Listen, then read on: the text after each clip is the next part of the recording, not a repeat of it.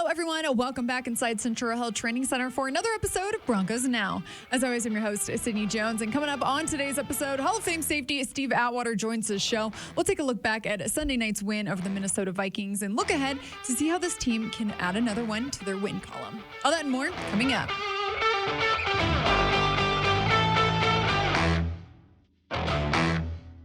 Joining me here in the Broncos podcast studio for today's episode of Broncos Now is Hall of Famer Steve Atwater. Steve, thanks for joining the show. Per usual, thanks for having me here, on Tuesday. Sid. There's been some good stuff going on. It has been. We got to keep doing it. How are we feeling? Feeling amazing and really happy for the guys, happy for the coaches, happy for Broncos country, right? 4 straight wins. First time since 2016. No way. Yep. Dang, it's been that long? Yeah. Since the start of the 2016 season. Wow. Well, hey, they're doing something right, and I just hope they can continue doing whatever they're doing because it's working. Mile High Magic is back. Yes, Steve, overall, how'd you feel about the game on Sunday? I felt pretty good. It wasn't a pretty game, but, I mean, teams are going to have games like that. But right. The impressive thing is that they were able to pull it out. The playmakers showed up when they needed to show up, and they made plays in difficult times. So definitely happy with it. Again, wasn't a pretty win, but, hey, it's a win is a win is a win, and we love it. Yeah. Steve, I know head coach Sean Payton, he talked on Monday that, after watching some of the film, he was a little bit disappointed, but it's kind of like you said, this offense stepped up when we needed them to the most and got that touchdown for Cortland Sutton there. Just overall, what have you seen from that unit the past couple of games here? Because they make the plays when they need to. Yeah, and they have a lot of fight in them. I'm sure Sean was a little bit disappointed in the run game, couldn't really get that going. I think we had under 50 yards rushing altogether. And then on the flip side of it, giving up 175 yards rushing to Minnesota's offense, which they very good offensive rushing team. But again, I know that he'd rather have a win and have to work on some things than have a loss and play really well. So you're always going to have some things you need to clean up. But to get the dub on another prime time game, I think was huge for this team. Yes, Steve, how do you think moving forward they're able to, get that rushing game going a bit more again? Yeah, well, just commit to it. Back to the drawing board, making sure we're blocking the right guys. We're playing to the whistle. I thought we did a good job of that, playing to the whistle. But they also have a very good front, very good defensive unit with linebackers. Everybody stepping up, physical football, and you may want to do some things, but sometimes you got to adapt because the other team they have talent just as talented as you have sometimes. Yeah, and I know this Browns team coming up, they have a really great defense as well. So we'll be probably a similar situation there. So they'll, like you said, we'll have to go back to the drawing board there. Yeah, back to the drawing board. And again, as long as we can make plays when we need to, defense with turnovers, we got to continue that. Without the turnovers, it's very difficult to win ball games when your offense isn't as productive as it needs to be. Yeah, Steve, you mentioned those takeaways. 12, I believe, in the last 3 games. Wow. And that's the most in a 3-game stretch by the Broncos since 1997. So back when you were playing. Are you serious? Yeah.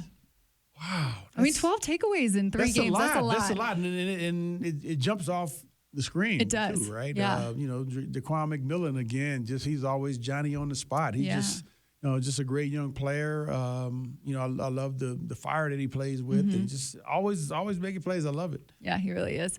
Steve, I know a lot of people have might have said that these takeaways, it's not sustainable to be taking the ball away this much within this time span. So what do you think? What's key to maybe trying to continue that here over the next couple of games? Still flying around. I mean, and I think the guys have done that. They've done a good job of having multiple people around the ball when the ball carrier is getting tackled. And, like I've said in the past, we've caused some turnovers, but many times we don't recover them. Right. That's been the big difference. We've been recovering them because there's a flying to the ball. I mean, defensive linemen, linebackers, everybody getting to the ball because you got 11 people around the ball, good stuff happens.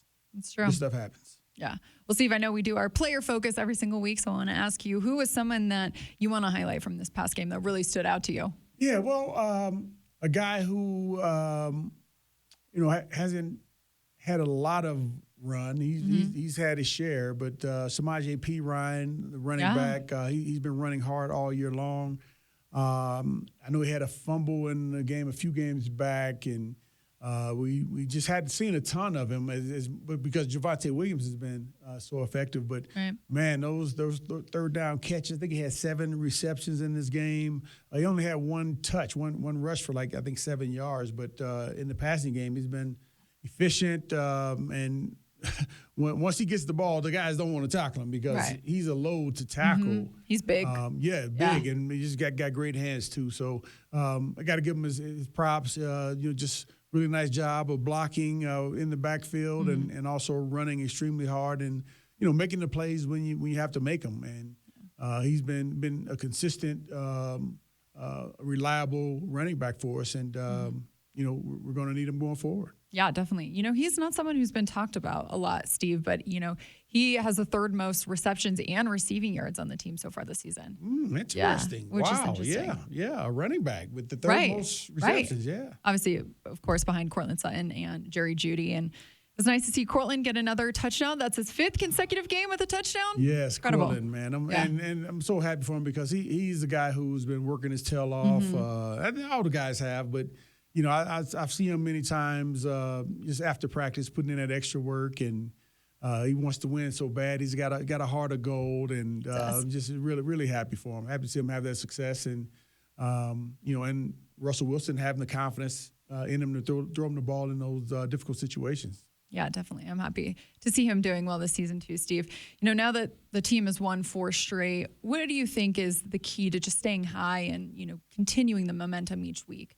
It really just continuing what you've been doing and not saying that we've arrived, because you don't arrive until you're hoisting that Lombardi. And so stay hungry. You're on the right path. You don't need to go any faster. You don't need to go any slower.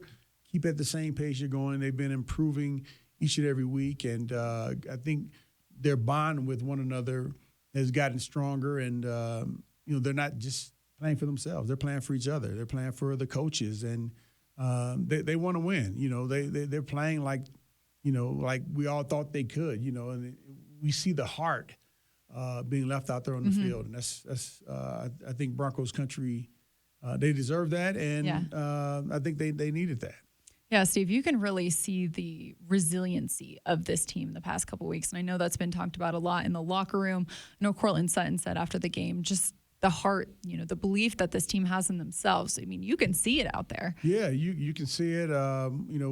Things don't always go right in a football game, but they always find a way to bounce back. And again, the playmakers making the plays when it counts. Anybody can make a play when there's no pressure, but when there's pressure on you to drive down the field with under 3 minutes left in the game, 75-yard drive to score a touchdown. When you can do that, you're doing some things right. And, they went out there with confidence. They didn't blink, and play after play after play.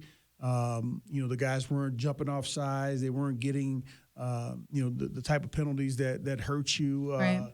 So just really, I wouldn't say super solid and not as solid as some of the other wins we've had, but something to stack on, something to be proud of. And, just another building block for the coming weeks. Yeah, definitely. They're finding a way to win now, Steve. So I want to end by asking you about that final defensive stand there. What did you see on that? The game-sealing one. Yeah, man, that was so fun because, again, the offense had gone down, driven 75 yards and scored a touchdown. And so there was a lot of pressure on the defense coming out because there's no way they could let this team go down the field and score. It was really spectacular. They actually pushed them back an additional 15 yards because of the intentional grounding penalty. But just a great outing. Again, not giving up anything. The guys on the front, they did their job of getting pressure on Josh Dobbs, keeping him in the pocket, and the guys in the secondary did a great job of covering. Justin Simmons with that hard hand knocking that ball out. Two of them on that final drive. Yes, that's right. He almost got another one. And just being physical too. I love Justin's physicality as well. So again, they're on to something, and I really like the direction that they're headed in. They just got to stick together, keep working, keep grinding, and good things are going to happen. Yeah. And that was Justin's birthday on Sunday, too, so we got the win and a great game by him overall. So. It was. So happy birthday again, Justin. Yes, happy birthday. And Justin, he and my daughters, their birthdays are on the same day. Oh, same day was your daughter's birthday, too? Well, happy birthday to her as well. Yeah, most definitely. Happy birthday to my sweetie pie.